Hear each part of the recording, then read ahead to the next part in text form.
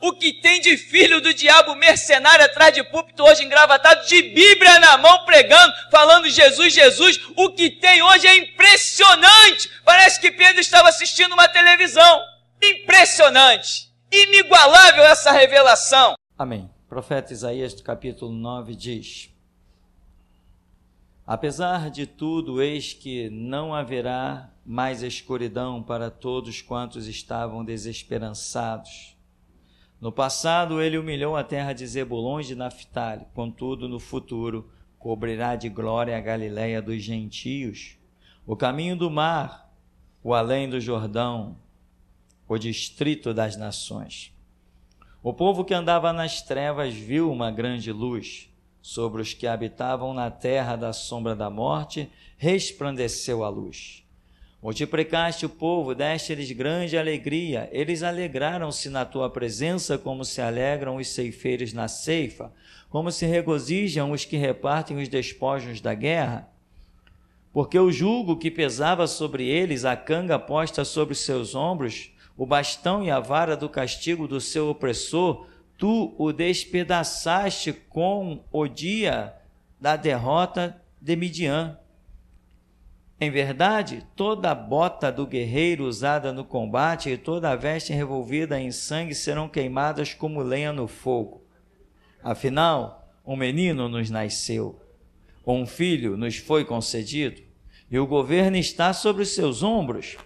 Ele será chamado Conselheiro Maravilhoso, Deus Todo-Poderoso, Pai eterno, príncipe da paz. Ele será descendente do rei Davi. O seu poder como rei se multiplicará sobremaneira e haverá plena paz em todo o seu reino. As bases do seu governo serão a verdade e a justiça, desde agora e para sempre. O zelo de Yahvé, o Senhor dos exércitos, fará com que tudo isso se realize. Amém, irmão? Podeis sentar em nome de Jesus. Irmão, essa é a profecia do nascimento de Jesus, diz aqui o nascimento do príncipe da paz. Não o nascimento daquilo que é o Natal, não é esse pensamento. É o nascimento do ministério que esse menino traria sobre a terra. Vê que diz, a terra que estava em trevas vai se deparar com uma maravilhosa luz, e fala a Galileia dos gentios, pressupondo-se termos fora da nação de Israel, dizendo que Jesus iria alcançar, o projeto de Jesus é alcançar o mundo inteiro. Mas o que me chama a atenção nessa questão é que realmente se trata de um projeto mundial. É algo para todas as pessoas.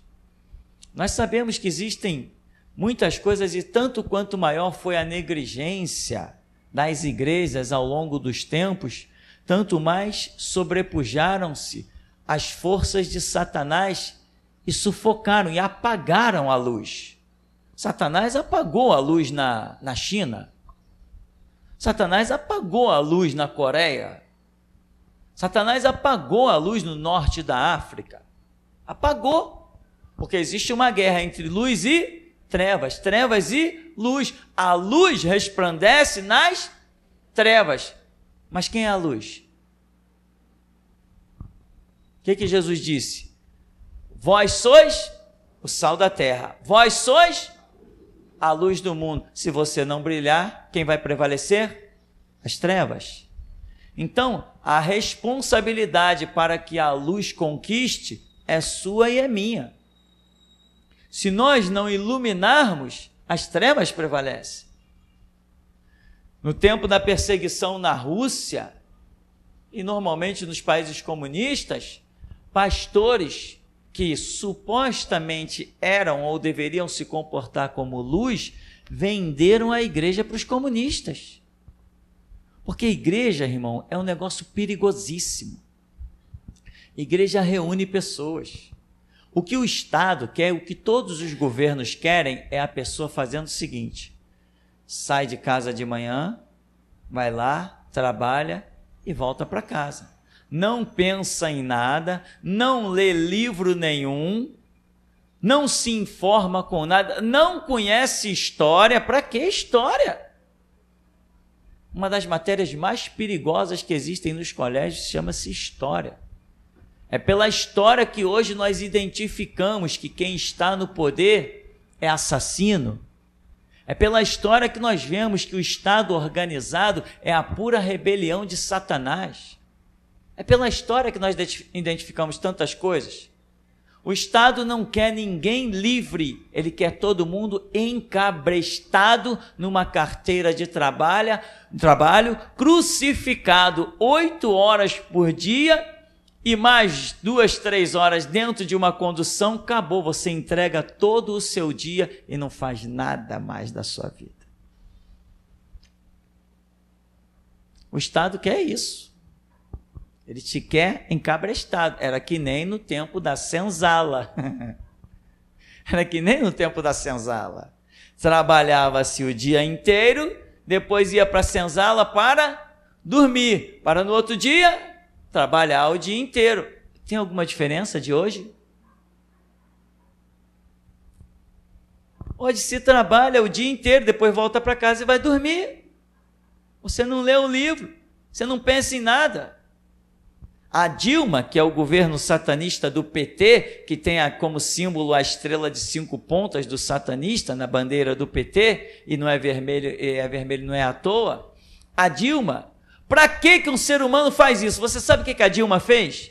A Dilma aumentou o imposto dos instrumentos musicais em 40%. Para que um governo? Ora, não deveria ser o contrário? Eles não dizem que tem incentivo à cultura? Não é isso? Todos nós já não ouvimos isso? Incentivo à cultura. Ora, se há um incentivo à cultura, para que eu vou aumentar a importação dos instrumentos musicais em 40%? Qual é a intenção? Dificultar a aquisição de instrumentos musicais, dificultar que o povo aprenda música, porque músicos são livres. E como? Músicos são livres. Quando em 1964 teve aí a ditadura no Brasil, os músicos tiveram que vazar. Caetano Veloso, Gilberto Gil, Chico Buarque, fugiram para os Estados Unidos. Ora, por que aqui uma ditadura está perseguindo músico? Vou te dar só um exemplinho.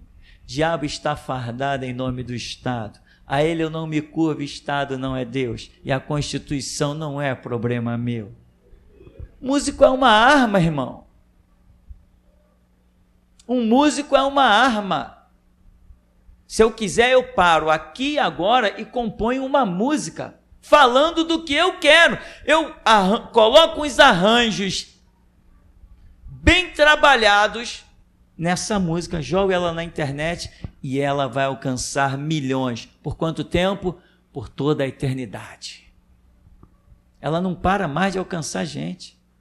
É isso que fazem os livros, é isso que faz esse livro aqui. Esse livro aqui está resgatando vidas desde que Moisés começou a escrevê-lo. Não para. Isso é mídia. Hoje nós temos CD, o que mais querem é acabar com CD no mercado. Pode acabar com CD no mercado, que Jesus já tem outros projetos preparados, meu irmão. Ninguém detém os projetos de Deus. Quando se pensa que vai deter, ele já tem uma nova cartada. As grandes empresas não sei como é que chama, fono não sei o quê, essas grandes empresas tipo Sony, enfim, que dominaram, enriqueceram absurdamente, eles querem acabar com o CD e voltar para o tempo do vinil. Porque o tempo do vinil, o vinil tem uma técnica que é complicada, nós não temos como ter acesso a ela. Mas, enfim, aí veio o PT com seu governo satanista e tentou bloquear de todas as formas a cultura. Embora um dizia assim, são tantas verbas para a cultura. Ora, não adianta dar milhões de incentivo à cultura se os pobres não podem mais adquirir um instrumento musical. Os cursos de música se transformaram em absurdos, tudo.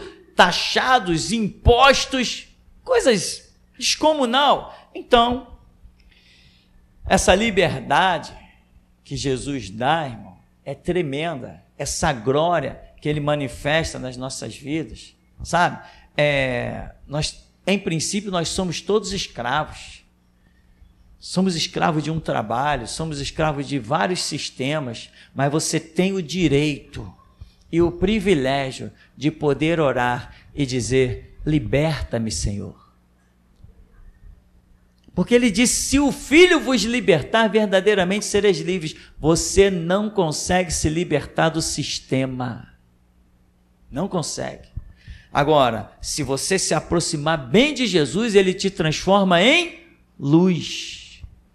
Hoje, muitas nações estão mergulhadas em profundas trevas. Sabe por quê? Porque aqueles que deveriam ter sido luz lá não foram, negligenciaram. Na Coreia do Norte já teve igreja, foram banidas. Ora, como foram banidas? Se o Senhor Jesus, que não mente, não se engana, com seu sangue selou o Novo Testamento e disse: as portas do inferno não prevalecerão contra a minha igreja. Se as portas do inferno prevaleceu contra a igreja, significa que a igreja deixou de ser igreja. Eu quero ver o diabo prevalecer contra nós, Ministério Geração Jesus Cristo, que Deus já até falou: todos que se levantarem contra esse ministério, eu mato. Você tem ideia do que é isso? Já teve muita igreja na China, irmão. Muita igreja. O Estado foi sufocando, mas prevaleceu uma igreja, chamada Igreja Subterrânea, que estão até hoje desestabilizando a China, e os governantes, os ditadores lá estão dizendo que a causa do problema da economia da China é a igreja, os crentes. Vai ver, tem algum crente lá clamando, né, irmão? E como Deus responde à oração, então vamos juntar as nossas orações às deles. Já que eles estão clamando e a China está desestabilizada, nós vamos clamar para ela afundar de vez. Porque a fome e sede de justiça que nós queremos ver é os inocentes libertos, é a opressão, a vara do opressor quebrada, porque um filho nos nasceu, um menino nos nasceu, um filho se nos deu, e o governo está sobre os ombros dele. Quem manda é ele. Ele tem um cetro de ferro, não é flexível o seu cetro. Ele determina e não volta atrás, ele age e ninguém impede. Ele tem um cetro de ferro. Então, irmão, os Estados Unidos já foram uma glória. Hoje, além de eu cuspir na bandeira dele, nas constituições deles, ainda cuspo nas igrejas deles. Uma vez eu assisti um vídeo, Barack Obama foi falar dentro de uma igreja. Dentro de uma igreja imensa, tinha o quê naquela igreja? Umas 1000 pessoas ou mais, o pouco que eu me lembro da filmagem. Barack Obama esculachou com a Bíblia dentro de uma igreja e aquela raça não fez nada. Ninguém se levantou para dar pelo menos uma porrada na cara dele. Ninguém jogou um sapato nele. Crentes que deixam alguém entrar dentro da sua igreja e profanar a palavra do seu Deus e fica quieto, passivo que nem uma lesma. Isso é absurdo. Por isso que eu cuspo nas igrejas dos Estados Unidos, não prestam para nada. Eu quero ver alguém subir nesse púlpito e diante desse povo blasfemar contra a Escritura. Duvido se vocês não arrastam ele lá fora e jogam ele lá no meio da rua. Duvido. Porque Deus não nos deu espírito de covardia.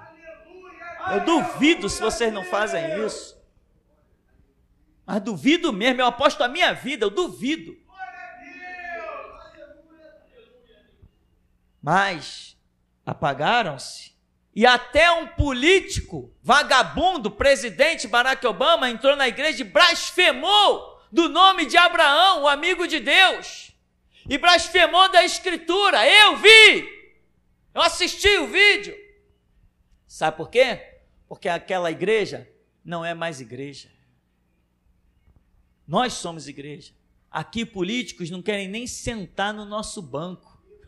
Que dirá mesmo, que dirá fazer proposta de vir aqui fazer aliança comigo? Eu já tenho a minha aliança e não farei outra. A minha aliança é com o sangue de Jesus Cristo e não farei outra. Para mim basta essa, não quero saber de outra. Então, irmão, as igrejas apagaram-se. Por quê? Pastores fizeram da igreja um cabide de emprego. Fizeram cabide de emprego.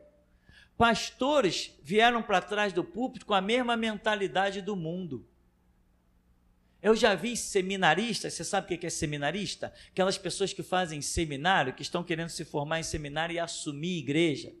No meio dos batistas tem essa patifaria. No meio dos batistas tem, a pessoa faz um seminário e é transformada em pastor. Eu estou cuspindo no diploma deles. Muito, e ainda mais no título. Pastor não é quem se forma por seminário. Pastor é quem Deus se manifesta a ele e diz: o que vês? E ele diz: eu vejo uma vara, viste bem, porque eu velo sobre a minha palavra para cumprir. Pastor é quem tem revelação. Pastor é quem vê a sarça ardente pegando fogo. Isso que é pastor. Pastor é quem ouve a voz e diz assim: desce a casa do oleiro. Olha o vaso. Isso é pastor. Pastor não são essa raça de palhaços, analfabetos espirituais das igrejas batistas que fazem uma porcaria de um seminário e pensam que são gente. Pastor não é formado por diploma, meu irmão. Pastor verdadeiro é aquele que escreve com a sua língua afiada de ponta de diamante nos corações daqueles que são sedentos da verdade e ao mesmo tempo com a mesma língua atravessa a garganta dos arrogantes. Isso é pastor. Pastor é quem sabe ser uma pedra no sapato do diabo e uma espada cravada no seu chifre. Isso é pastor, meu irmão. Pastor não é quem prega paz e amor. Quem prega paz e amor é maconheiro hippie. Isso é que é maconheiro hippie é que prega paz e amor. Pastor prega a revolução e diz: as portas do inferno não vão prevalecer contra a igreja do Deus vivo. Isso é pastor. Pastor somos nós aqui, todos nós aqui podemos ser classificados como pastores. É conosco que Jesus Cristo conta. Pastor só existe se for nesse ministério, Geração Jesus Cristo. Lá fora eu não reconheço nenhum. Então, irmão, por quê?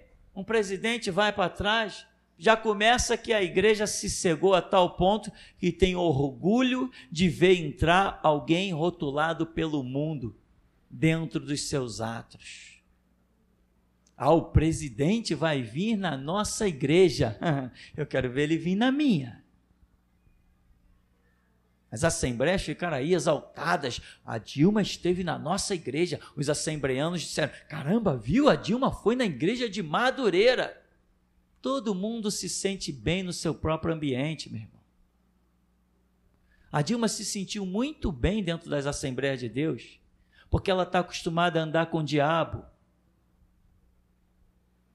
Ela se sentiria incomodada aqui, porque aqui o Espírito Santo espeta, aqui a santidade incomoda, aqui a unção perturba quem não quer a verdade, aqui a palavra mata. Mas nas Assembleias de Deus de Madureira, lá de Campo de São Cristóvão e toda essa corja por aí, eles se sentem em casa, os políticos. Se sentem em casa. Tanto em casa que quando o Silas Malafaia, esse outro safado, cretino e ordinário, esse vendedor do povo de Deus, esse satanista chamado Silas Malafaia, filho do diabo, servo de Satanás, quando ele foi construir agora esse espaço imenso, levou na inauguração o Eduardo Paz.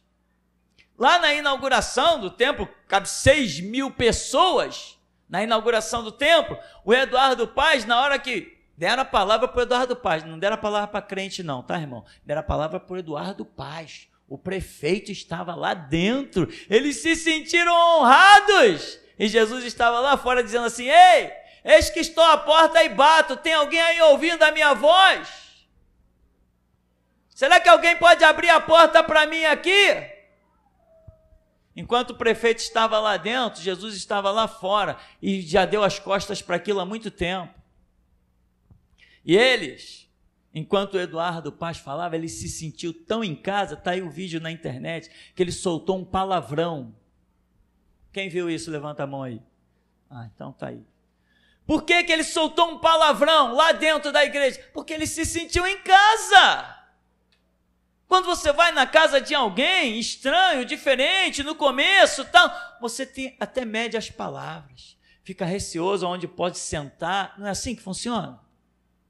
Não, Eduardo Paz estava em casa, junto com os satanistas das Assembleias de Deus, com os filhos do diabo das Assembleias de Deus. O irmão Afonso teve um sonho que para mim foi uma profecia. Ele viu uns cachorros rosnando, partindo para cima dele. E Deus falou: os falsos pastores vão se levantar contra nós. E eu estou soltando fogos, eu quero mesmo que eles venham. Mas só que eles são tão covardes, que até eles reunirem forças, criarem programa de ataque, estratégia militar de ataque. Não é militar, para eles é espiritual. Até, irmão, põe tempo nisso. Valente aqui nessa terra só tem nós da geração Jesus Cristo. Quando eu digo assim, irmão, vamos fazer, a gente se levanta, vai e faz. Eles não, eles têm muito ainda que caminhar até um pingo de coragem cair na veia deles. Que Deus mate as Assembleias de Deus e não sobre nada deles. O Deus que me ouve, que eu sei que ouve, que Ele mate cada um, que torça cada um, em todas as suas gotas de sangue, esses vendedores da verdade, leiloeiros da palavra de Deus, eles que cuspiram na Escritura, colocando a Bíblia debaixo dos pés dos políticos, que morram todos eles, que seja notório no Brasil que Deus matou os assembleianos, que Deus matou essa raça que vendeu a sua igreja para os políticos. Seja notório nessa nação, porque todos nós, irmão, temos a mesma palavra, todos nós temos o mesmo sangue, temos o mesmo Cristo, temos o mesmo Espírito, mas todos nós precisamos também ter a mesma valentia de crer e dar a vida por isso. Precisamos disso, enquanto que eles estão lá, fazendo da igreja cabide de emprego. Eu via no seminário, os seminaristas, uma vez disse uma coisa, estou terminando meu seminário agora, eu trabalhava dentro da secretaria do seminário, Seminário Betel, na rua Marechal Rondon, eu trabalhei lá, e um mal educado chegou, sentou, botou os pés em cima da mesa, e falou, estou me formando, mas a igreja que quiser que eu vá pastorear, não vem com papo de me dar salário mínimo não. Eu quero uma casa e quero um carro na porta, senão não vou. Esses são os tipos de pastorzinho das batistas. Esse é o tipo de raça que está atrás dos púlpitos por aí. Tinha um aqui no Santo Cristo, como é o nome da peste, pastor Sebastião, que ia buscar dízimo na casa dos membros. Irmã, dá para você me adiantar aí o seu dízimo, que eu tenho umas contas para pagar? Ô desgraçado, tu tem conta para pagar? Vai trabalhar, vagabundo. Vai botar tua mulher para trabalhar, vai botar os teus filhos para trabalhar, ô desgraçado, maldito. Se você sabe o paradeiro dele, por favor, leve esse CD de presente, com os cumprimentos do Homem-Aranha. Tá, meu irmão? É assim, irmão. Igreja não é cabide de emprego. Igreja é viver pela fé. Lá está a caixa de oferta. Abri, tem, eu pego e uso. Não tem, eu dobro os joelhos porque Deus proverá. Isso é igreja. Eu sou pastor. Será que eu preciso dizer quantas vezes isso? Que eu sou pastor. Eles não são, eles são vagabundos. esse tal Sebastião, uma igreja aqui na Rua da América, já teve em vários lugares, não sei nem para onde está mais, nem se existe essa praga ainda. Comprava, montava microempresas, comprava galpões, como é que chama? Balcão de frio, freezer, montava negocinhos aqui e ali, depois vinha com a conta para a igreja, tinha as suas prestações altas para pagar, e aí dizia assim, irmãos, hoje eu não saio daqui sem tanto. Ainda mandava obreiros fechar as portas. Fecha as portas aí. Ninguém sai, eu preciso de tanto. Enquanto trouxeram a oferta, abre a caixa de oferta. Tem quanto aí, irmão? Não. Então ninguém sai, eu preciso de tanto. Eles são pastores? Não, meu irmão, isso não se chama de pastor. O nome disso se chama ladrão, canalha. Aí passa alguém, Paz do Senhor, pastor Sebastião. Olha, só matando um desgraçado desse. Que pastor Sebastião? Que pastor? Desde quando? Não pode ser duas coisas ao mesmo tempo. Não dá para ser pastor e ao mesmo tempo ser ladrão. Se é ladrão, é só ladrão. Pastor não pode ser. Eles são ladrões. Agora, o sangue, o filho, foi dado para todos. A igreja não tinha motivo para cair. O que caiu foi por causa dos homens mercenários que quiseram status, que quiseram andar nos seus carrões, frequentar os seus restaurantes de luxo, seus hotéis de luxo. Eu conheci uma turminha de um lugar que nunca foi igreja. Igreja Pentecostal, Deus é Amor. Isso nunca foi igreja, só o nome, o rótulo do centro de Satanás, que se chamava assim. E os pastores, né? Depois do que eles chamavam de culto, se reuniam com as suas esposas e ia todo mundo frequentar um hotel de luxo. Eu não sei por que eu sei tanto dessas coisas. Não sei por quê. Eu sei porque sim. Para poder falar para você. Para você saber discernir o que é um lobo de uma ovelha, um pastor de um canalha, de um mercenário, um agente de dignidade de um ladrão. Você precisa saber discernir essas coisas. Se pois o Filho vos libertar, verdadeiramente sereis livres. Jesus está te libertando. Ah, pastor, cadê Jesus? Tu quer ver Jesus? Tem que olhar para mim. Porque eu te garanto, Jesus não vai pegar nesse microfone para pregar para você. Jesus não vai abrir uma Bíblia para pregar para você. Jesus não vai fazer isso, meu irmão. Ele mandou eu fazer no lugar dele. Eu estou aqui no lugar de Jesus, fazendo o que ele quer que seja feito. Então, meu irmão, essa raça por aí vendeu a igreja, mas o sangue, o poder é para todos. Cuidado, irmão, para você não acabar como eles. É só desviar o teu olho e um pouquinho assim, para o brilho do ouro e da prata, já era você. Pastor não tem que ser rico, pastor tem que ser cheio da unção. Rico não!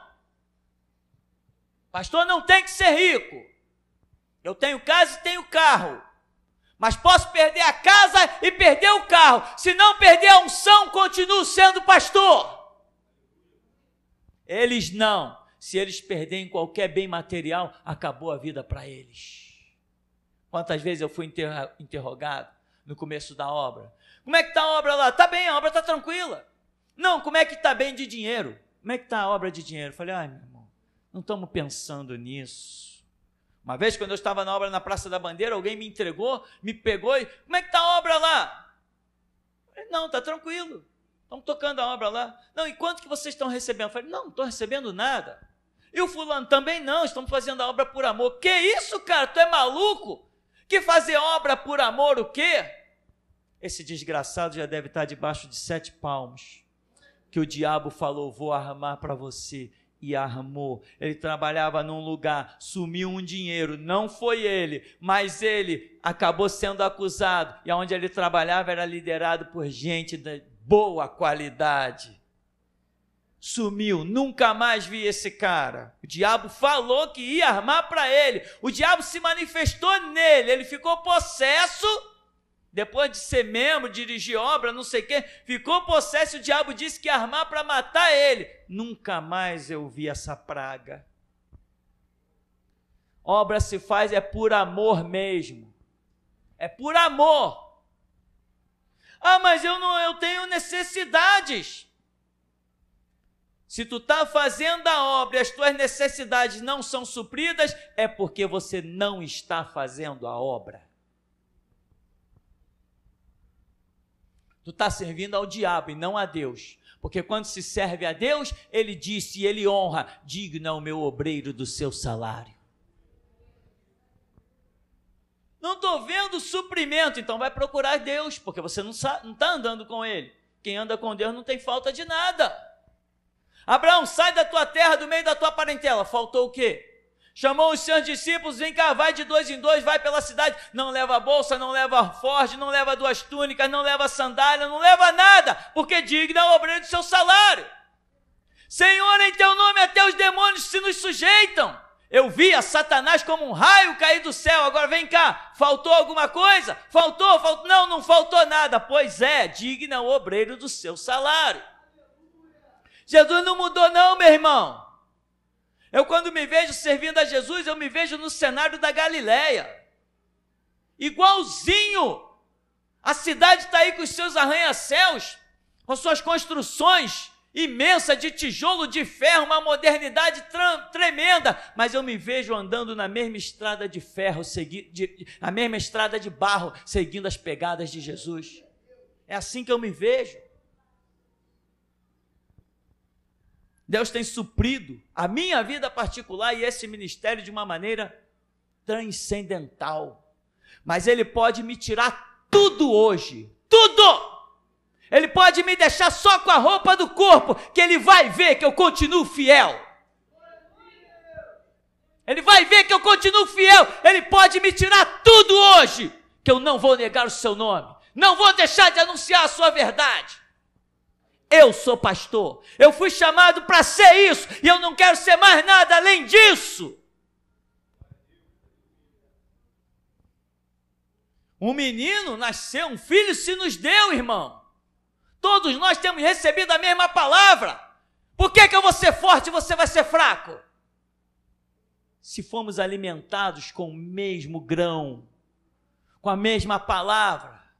O semeador saiu a semear, mas ele não semeou sementes diferentes. A semente dele era toda uma só. Só que uma caiu entre espinhos, outra entre pedras, outra na beira do caminho, mas uma caiu em boa terra. Você que tem que decidir quem é você. Você é o meio dos espinhos? Você é à beira do caminho? Você é ao meio das pedras? Ou você é uma boa terra? É você que decide. Eu já tomei a decisão na minha vida. Só me interessa respirar, se for para servir a Jesus Cristo. Você decide na sua vida. Nada do que eu penso em fazer, eu penso no meu prazer ou na minha satisfação.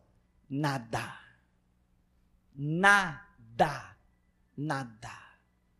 Tudo que eu penso em comprar, tudo que eu penso em conquistar, eu penso para a obra, eu penso para Deus, eu penso, Senhor, só me deixa realizar se for o teu projeto, se tu tiveres um plano, se tu me mostrares. Não penso em nada para mim, nada. Eu me recuso a pensar no meu bem-estar, me recuso. Como Paulo disse, se temos o que comer, o que beber, com o que nos vestir e onde reclinar a cabeça, estejamos satisfeitos. É exatamente assim. Muito obrigado, apóstolo Paulo, porque é exatamente assim que eu penso. Para mim basta comer e beber a cada dia, meu irmão, ter onde reclinar a cabeça. Posso usar as roupinhas de R$ 9,99, não faz a mínima diferença para mim. Não faz a mínima diferença. Muitas vezes meu sapato, quando está descolando, muitos chegariam, joga isso no lixo e compra outro. Não, eu pego a cola, vou lá e passo no meu sapato, colo e vou usar de novo. Não tenho vaidade com nada. Minha única razão de viver é esse Deus maravilhoso. que eu sei que neste século pisará no Monte das Oliveiras e vai nos fazer transbordar da fome e sede de justiça que nós temos. Então, irmão, na Rússia, na China, na Coreia, na Venezuela, todos os países da bandeira vermelha e também nos Estados Unidos, na Europa, eles venderam-se para o Estado, porque fizeram da igreja um cabide de emprego. Então toda essa glória, a revelação do Filho de Deus, se transformou em nada. Pastores começaram a ver na igreja uma forma de trabalho. Irmão, a igreja não é uma forma de trabalho conforme um secular lá fora. Eu não estou aqui trabalhando em busca de, no final do mês, ter um salário. Não, não é isso. Igreja não é isso. Você não pode trabalhar no prazer de, no final do mês, receber um salário.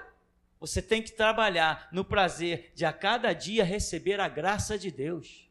E se no final do mês não tiver um salário, você terá comido tranquilamente, estará de pé. Deus proverá sempre para nós de todas as formas e não está vinculado a um dinheiro. Não está. Aqui nesse ministério, Deus sempre abençoou, Deus sempre derramou muita graça. Mas sempre que a gente faz alguma obra, alguém fica insatisfeito. Grupos ficam insatisfeitos, tem gente que liga, que manda recado. A obra é na igreja ou é na casa do pastor? É no raio que te parta.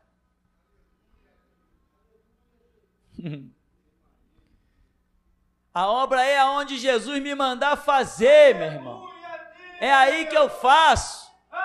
A obra é aonde Jesus me manda fazer. A mim não me interessa, não. Se Ele mandar fazer a obra dentro da minha casa, debaixo da minha cama, vai ser lá. Ele sabe que comigo Ele pode contar, e se mandar fazer a obra na tua casa, vai ser na tua casa, se na tua empresa, vai ser na tua empresa, se na vida do teu filho, vai ser na vida do teu filho, comigo Ele pode contar. E muitas vezes realizando a obra aqui, pessoas insatisfeitas, eu não vou mais dar o dízimo não. Quem foi que disse que esse ministério precisa de dízimo? Que loucura! Um ministério desse, onde o cara desafia delegado, promotor, juiz, polícia, milícia, traficante, e chega um infeliz pensando que isso aqui precisa de dízimo. Cego! Precisa da palavra que diz, se pois o Filho vos libertar, verdadeiramente sereis livres. Será que não dá para ver que esse ministério aqui, se eu não tiver com o que comprar, eu sento e Deus vai estender a mesa? Não dá para ver isso, não? Abre os olhos. Esse é o único ministério sobre o planeta que se fala o que você está ouvindo. Você acha que Deus não suprirá? Ele disse que todos que se levantarem contra mim, que Ele vai matar. Você acha que Ele não vai botar o pão na minha mesa? Ah, não se levantou nenhum inimigo? Então ele vai morrer de fome. Nos dias, meu irmão, da minha vida, vou dizer isso, nos dias da minha vida que eu passei as minhas maiores tribulações, foi aonde mais eu comi do bom e do melhor que essa terra produz. Mas não é a promessa dele? Ele disse, comerás do melhor dessa terra. Não é isso que está escrito em Deuteronômio, capítulo 28? Não, pastor, mas você não tinha com o que comprar. Ué, e ele falou, se tu tiveres com o que comprar? Não. Ele falou que Ele proverá. Israel não tinha o que comprar, mas comeu maná. Não tinha o que comprar, mas comeu das codornizes. Não tinha onde comprar água mineral engarrafada, mas a rocha deu água. E quando eu abro esse livro aqui tremendo, ele diz assim, Deus é o mesmo, ontem, hoje e eternamente. Então, meu irmão, na Alemanha, ali na Europa, também aconteceu a mesma coisa. A Europa hoje, irmão, é um caos espiritual. Mesmo depois de Martinho Lutero ter feito aquela obra tremenda lá no meio dos alemães e tal, acabou, foi soterrado. Hoje, quem quiser Deus, não vá para a Europa. Não vá para os Estados Unidos. Quem quiser Deus hoje, tem que pegar um avião direcionado ao Brasil. Quem quiser Deus hoje, em qualquer parte do planeta Terra, quem quiser Deus, tem que voltar os seus olhos para o Brasil, para o Rio de Janeiro, para o ministério chamado Geração Jesus Cristo. No mundo inteiro. É no mundo inteiro. Quem quiser Deus, tem que olhar para nós. E por várias vezes, Deus já mostrou para vários irmãos, no meio de um oceano imenso, as pessoas viram um farol. E quando olhava para cima daquele farol, viam essa cara aqui, ó. Nós somos a referência, meu irmão. No meio dos mares, só há um farol que brilha hoje, que sinaliza, somos nós. Somos a única referência de Deus na terra. Na Europa, mesmo depois do que Martinho Lutero fez, arriscando a sua vida terrivelmente, em vários aspectos, está aí centenas de livros escritos, a Europa viveu uma glória e logo caíram no esquema dos cabides de emprego e pastores passaram a trabalhar por salários. E aí começou-se um mercenarismo terrível. As pessoas queriam escapar das suas próprias dificuldades. Aí apareceram, se for parecido com os dias de hoje, é coincidência. Apareceram um bando de gente esperta. Não, eu sou pastor da igreja, então eu vou consagrar aquele ali, eu vou botar ele lá para arrecadar dízimo para mim. Eu dou um salário para ele, ele fica trabalhando lá para mim, arrecadando dízimo. E aí criou-se as congregações. Quer conhecer um pastor pilantra, que não é pastor, um desgraçado, um maldito? Tanto quanto mais maldito e servo do diabo ele for, tanto mais congregações ele terá. Pastor só pode ter uma igreja. As Assembleias de Deus não. As Assembleias de Deus tem só uma lá esqueço agora, ali na Baixada, tem 40 congregações. Ou seja, o pastor presidente tem 40 empregados para arrecadar dízimo e mandar para ele. Pastor não tem empregado, meu irmão. Pastor não pode ter empregado. Então, meu irmão, só repetindo, quanto mais congregação uma igreja tiver, tanto mais filhos do diabo, servos de Satanás e enganadores eles são. Olha para a Universal. Olha para a Mundial do Poder de Deus. Olha para a Internacional da Graça de Deus. Aquelas pessoas, o R.R. Soares, o Valdomiro Santiago, o Edir Macedo, eles são tão servos de Satanás, mas tão servos de Satanás, que falta palavras para descrever o quão lixo eles são. São tão lixos a ponto de que uma pessoa contou algo aqui e Deus me falou, isso foi uma revelação. Uma pessoa que esteve aqui, começou a ouvir o ministério e ela, questionando as coisas, ela teve um sonho. Ela chegava na porta da Universal de um grande templo e ela parava ali na porta, de repente encostava um belo de um carro imenso na porta. E ele, quando ele olhava, era o Edir Macedo que saía daquele carro. E ele saía do carro e ia andando em direção ao templo.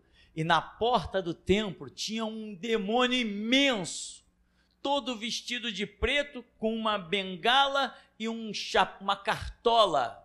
E quando o Edir Macedo vinha passando, aquele imenso demônio se curvava para ele e reverenciava.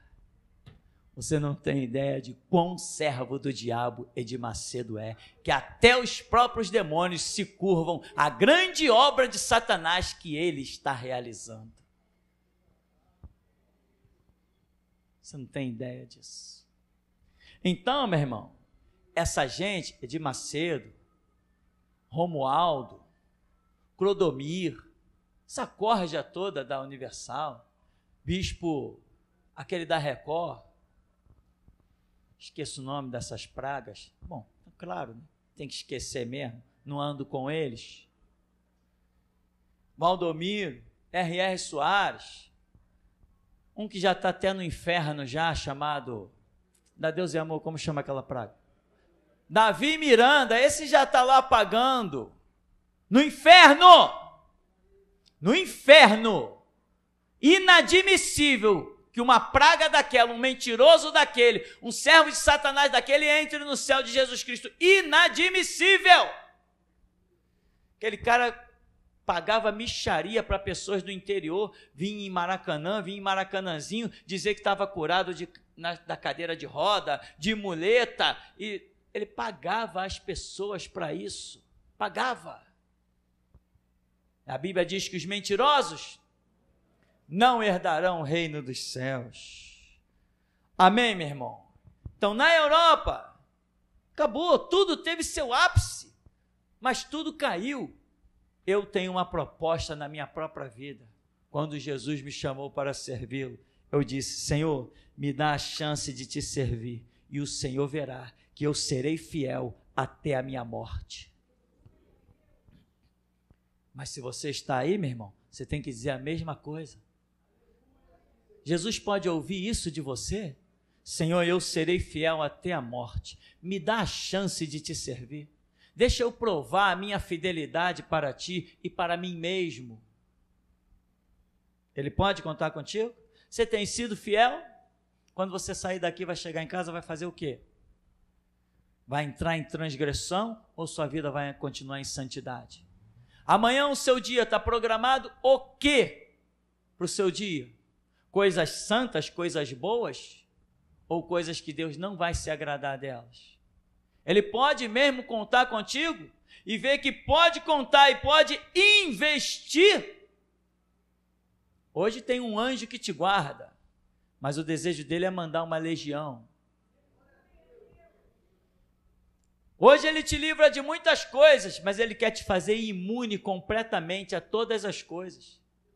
Ele quer te prometer mesmo que 1000 cairão ao teu lado, 10.000 à tua direita e tu não serás atingido. Irmão, você não tem ideia de para onde você foi chamado. Nós não somos igreja. Igreja é o que caiu, ficou para trás, nós somos a restauração. Nós estamos jogando cordas para trás para arrancar gente de dentro dessas coisas chamada igreja. O investimento de Deus nesse ministério é muito grande, você precisa pagar o teu preço, você precisa ouvir Deus, você precisa discernir as coisas, você precisa parar de brincar de igreja. Teve uma visão da irmã Kézia, eu vou contar porque sempre que eu olho para essa pessoa aqui dentro eu me lembro disso, e ela está aqui dentro hoje. Teve uma pessoa que a irmã Kézia me falou: pastor, foi a fulana assim, a pessoa que eu vi essa visão. E ela dizia assim: tem uma pessoa que aí dentro aparece bonitinho para o pastor, aparece sempre certinho, mas quando essa pessoa sai de dentro da igreja, que ela está sozinha na frente de um computador, pastor, e Deus está dizendo, não adianta ele ficar aparecendo bonitinho para o Senhor, porque Deus vê o que ele faz na intimidade. Sabe, irmão? Não adianta. Você quer Deus? Então larga o diabo. Tem gente que quer Deus, mas não larga o diabo. Uma vez eu vi uma revelação nesse sentido. Um camarada com uma corrente imensa, grossa, e ele está aprisionado com aquela corrente, mas a corrente não está em volta dele, é ele que estava segurando as correntes. E a palavra foi simples: Deus já te libertou, meu amigo, mas você não larga as correntes, você insiste em ficar preso às obras do diabo. Vai, irmão, diz para Jesus nessa noite: Senhor, que eu entenda a tua libertação, ou que amanhã eu baixe a sepultura. Aí Deus vai olhar para você e vai dizer assim: ele quer mesmo, né? Agora, se você já está aqui pensando nas besteiras que vai fazer lá fora, meu irmão, Irmão, todos nós temos nossos momentos de erro. Vou admitir isso assim, né? Vamos supor isso. Temos os nossos degraus em falso que pisamos. Agora, não confunda errar com viver no erro. E outra coisa, esse negócio de errar 2, 3 vezes na mesma coisa, isso não é queda nem fraqueza, não, isso é sem vergonhice mesmo, meu irmão. Isso prova que você não quer Deus. Quando você quer Deus, você nega Jesus num momento que pode ser até 3 vezes como Pedro. Depois você chora amargamente, rios de lágrimas, lava a tua alma e vai morrer por Ele. Decanta labassuricamos. Quem quer Deus, meu irmão, pode até pisar na bola, pode até cuspir na coroa de Cristo por um momento, mas depois se levanta e diz: Jesus, eu nunca mais faço isso. E paga o preço, e junta o seu sangue ao dele. Não, irmão, a carne é fraca. Tinha um pastor que gostava de ouvir isso. Quando vinha algum irmão lá no gabinete: não, pastor, que eu pisei na bola, a carne é fraca. Ele dizia: aí, o espírito é sem vergonha, não tem dignidade, não tem honra. Fala de um evangelho, mas você é a vergonha dele. Você mancha o nome de Cristo todos os dias. Não, mas o meu pecado é escondidinho, ninguém vê, o diabo está aplaudindo, está chegando de Deus, está dizendo: aí, ô Nazareno de meia tigela, tu morreu por ela lá, eu queria destruir a vida daquele cafajeste, tu não deixaste, bem feito, eu cuspo na tua cara, Nazareno. É isso que o teu pecado faz, é isso que a tua transgressão faz, fazer com que Jesus ouça horrores do diabo por tua culpa.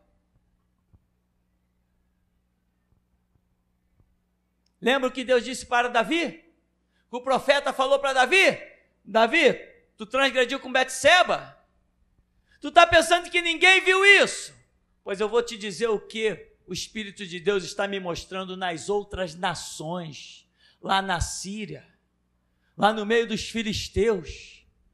Os filisteus, os sírios e os assírios, eles estão escarnecendo de Deus, do Deus de Israel, por causa do teu pecado. Você acha que ninguém viu? Estou aqui trancado na minha salinha, 7 chaves, e estou mandando ver na minha vida, a vida é minha. Não estou fazendo mal a ninguém. E o diabo diz assim: é mesmo, tá mesmo não, tá mesmo não. Quando cair e não puder mais se levantar, vai perguntar: Deus, eu nunca fiz mal para ninguém. E ele vai dizer assim: mas também nunca fez o bem para ninguém. Muita gente pensa que vai ser condenada pelo mal que fez. Mas eu afirmo, muitos serão condenados pelo bem que deixou de fazer. Porque a Escritura diz: aquele que sabe fazer o bem e se omite, comete pecado. Amém, meu irmão? Vamos finalizar então. Fechando. Um filho se nasceu. Um filho foi dado à sua vida. O que você vai fazer com ele?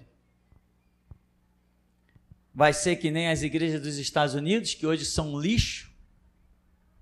Os pastores dos Estados Unidos engrandeceram-se. Deus abençoou Benny Hinn, Billy Graham, pregadores mundiais. Jim Swaggart, pregadores mundiais com pregações traduzidas para o mundo inteiro em tempo real pela televisão. Imagina o cara pregar nos Estados Unidos e ao mesmo tempo estar passando no Brasil, em toda a Europa, na África, instantaneamente, traduções simultâneas. Que coisa gloriosa, que absurdo que Deus fez com a vida de certos homens dos Estados Unidos. E hoje eles prestam para quê? Depois que eles foram engrandecidos, foram ter prazer de apertar a mão de um político. Foram ter prazer de colocar atrás dos seus púlpitos um político satanista.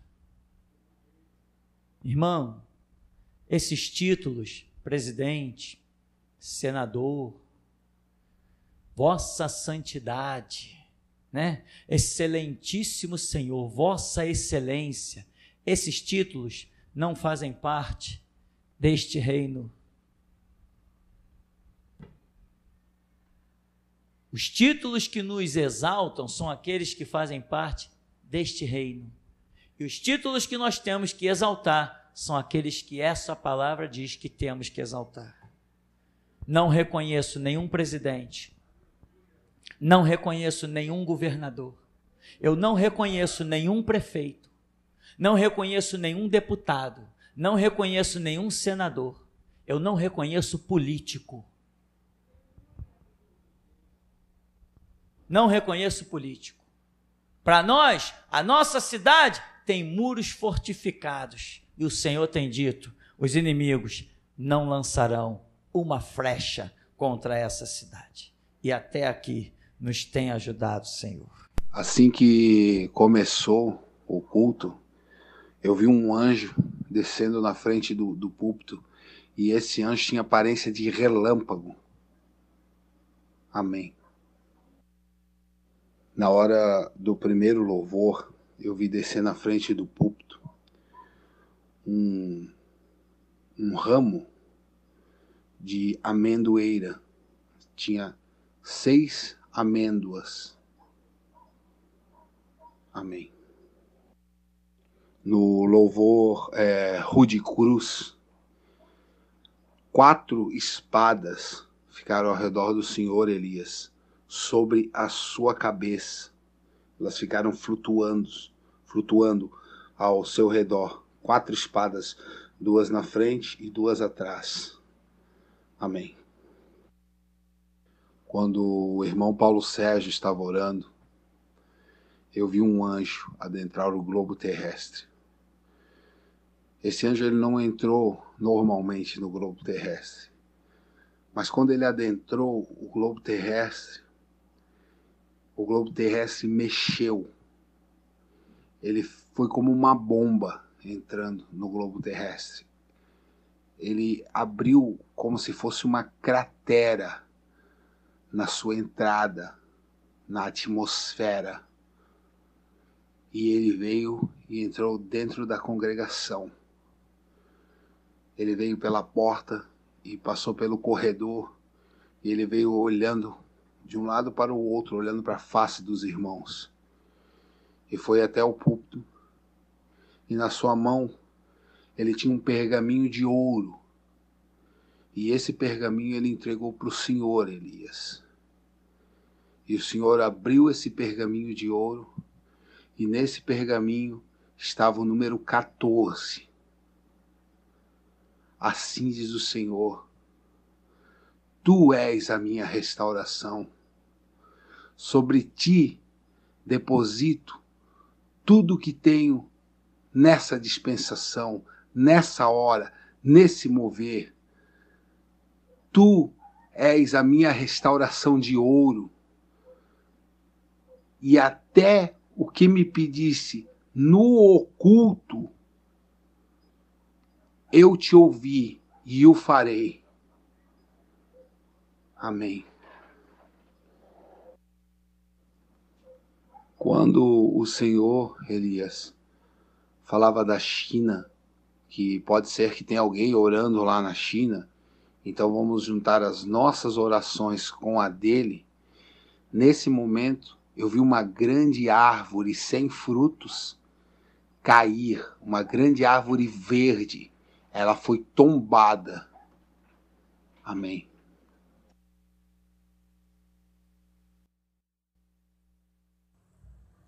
Paz. Eu vi adentrar a igreja 7 cavaleiros. Eles vinham em seus cavalos e eles estavam com armaduras. Essas armaduras eram prateadas, tanto nos cavaleiros quanto nos cavalos. E todos eles estavam com lanças e tinham espadas embanhadas em suas armaduras. E eles ficaram posicionados na frente do altar, de frente para os irmãos. E eles receberam ordens nas orações. E naquela hora que era falado em China, em Coreia, eles partiram. Só que alguns deles partiram pelas janelas que ficam atrás do púlpito e outros pela porta da frente. E eu fui levada a um local onde já era dia, o sol raiando no céu. E ali, quando eu cheguei, eu vi que eu estava na China. Eu identifiquei. E ali, quando de repente eu vi que eles chegaram na frente de um templo. E eu fui levada mais para frente para contemplar aquele templo. E eu adentrei, eles foram na frente, entrando, os cavaleiros, e eu fui entrando atrás. E naquele momento eu vi um dragão. E esse dragão, ele estava sendo tratado feito um rei. Ele tinha comida, ele tinha pessoas para servi-lo. E ali naquele momento, tinha assim do lado esquerdo dele, tinha uma mesa como se fosse de pedra, uma mesa de holocausto. E tinha uma criança amarrada ali para ser sacrificada para aquele dragão. E naquele momento que os cavaleiros entraram, aquele dragão se sentiu incomodado, porque todas aquelas pessoas pararam, ficaram estátuas, paralisadas diante daqueles cavaleiros. E aquele dragão ficou furioso, porque o sacrifício não iria acontecer. E ali eu entendi que aquele dragão, ele se alimentava do sangue dos inocentes. Ele se alimentava do sofrimento dos cristãos. E naquele momento, um dos cavaleiros se aproximou daquele dragão. E aquele dragão, com muita fúria, ele levantou como se fosse combater com o cavaleiro. Mas ele não teve tempo de se mexer. O cavaleiro veio e encravou a espada na sua cabeça. E ele foi para a parte de trás e cortou a cauda daquele dragão, o rabo, daquele dragão. E ali aquele dragão caiu, já sem se mexer, ficou ali paralisado. E aquela criança foi libertada. Aquele anjo se aproximou, aquele cavaleiro se aproximou daquela criança, quebrou aquelas correntes que eu segurava ali e libertou aquela criança. E quando eu fui levada para o outro lado, e eu via que os cavaleiros chegaram na frente como se fosse um prédio onde ficam os políticos, o presidente. E eu via ele entrar. E ele se dirigiu até a cadeira do presidente da Coreia do Norte. E ali ele rasgou aquela faixa que eles colocam de presidente. Ele rasgou aquela faixa. Ele pegou aquele homem pelos cabelos e arrastou até do lado de fora. Quando chegou do lado de fora, ele fez aquele homem se ajoelhar. Quando aquele homem ficou de joelhos, aquele cavaleiro cortou a cabeça daquele homem. E ele erguia a cabeça daquele homem como um troféu. Só que ele não abandonou aquela cabeça lá. Eles voltaram para o templo pós-prisão. E eles trouxeram aquela cabeça e colocaram na frente do altar.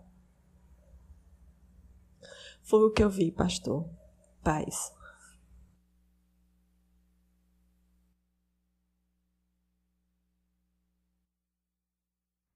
Bem, monta aí.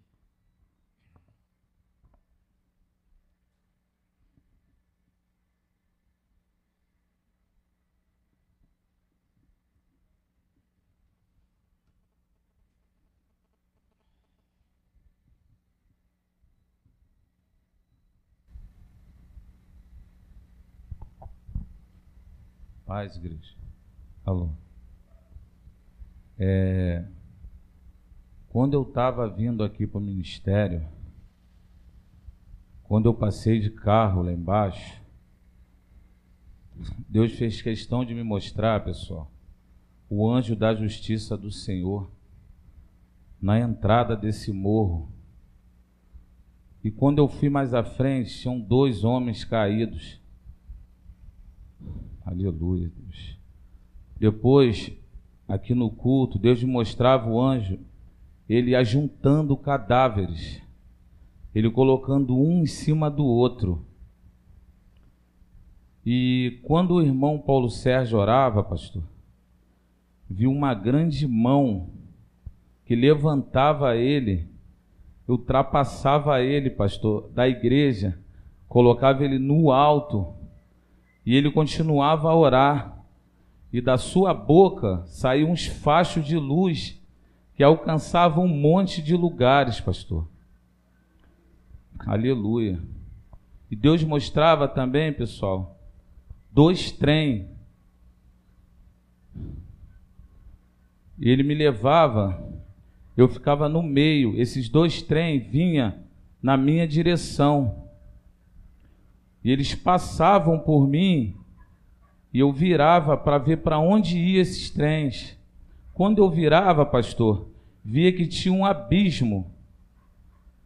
E quando os trens iam em direção a esse abismo, um desses trens passava e flutuava. E nas costas desses trens estava escrito servos. E o outro que caía no abismo estava escrito rebeldes. E quando o Senhor falava, na hora da pregação, eu vi o anjo do Senhor encarar uma mulher que está aqui dentro e colocar a espada no queixo dela. Mas ele não cortava ela, pastor. Foi essa a visão que Deus me deu hoje, igreja. Amém.